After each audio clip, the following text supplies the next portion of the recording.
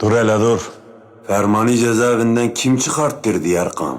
Senin hala ne işin var benim evimde, benim ailemin içinde? Yahu hiç mi gururun yok senin kızım? Hı? Bana ne? Allah'ım yapma.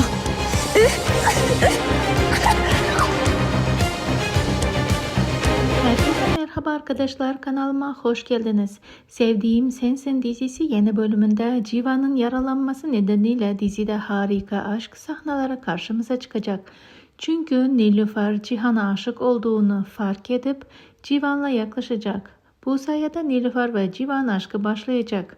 Dicle ise yaşadıkları olay nedeniyle Erkan'ı kaybedeceğinden korkacak ve Erkan'a aşk itirafında bulunacak. Erkan da sonunda bu itiraftan cesaret alarak aşkını itiraf edecek. Ayrıca Erkan'ın Esat'ın oğlu olmadığı anlaşılınca yer yerinden oynayacak. Erkan ailesini reddedip Dicle ile hayatına yeni bir başlangıç başlayacak.